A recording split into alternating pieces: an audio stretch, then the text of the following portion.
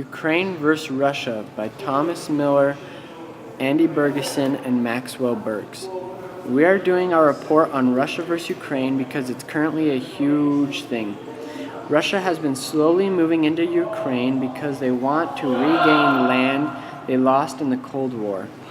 Putin claims that they are just doing military exercises, but the Russians have moved nearly 80,000 troops onto the Ukraine border, and it's really just a matter of time before Russia invades.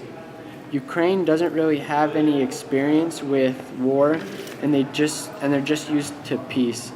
But now it's military times, and they're trying to learn as quickly as possible, but they are mostly going to fight with the guerrilla-style way of fighting.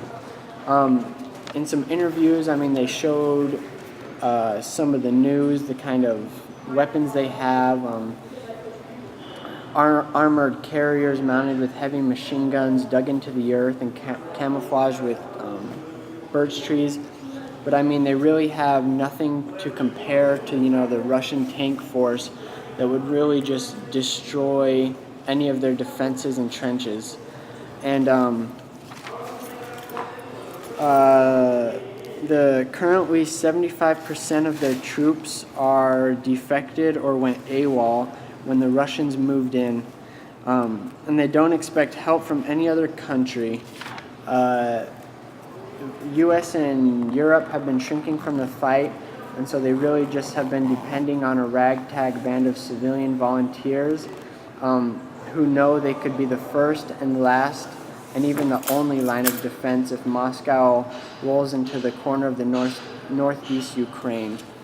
And they don't really expect any help. They say their government is really too passive, and they have to rely on the ordinary Ukrainians. But Ukraine is greatly populated by Russians, and they want Russia to come and take the land because when they lost the land in the Cold War, the Russians never moved out. They stayed there and never left what they lost. And so they're really hoping that they will come and take the land back and change the government to the way that Russia has it.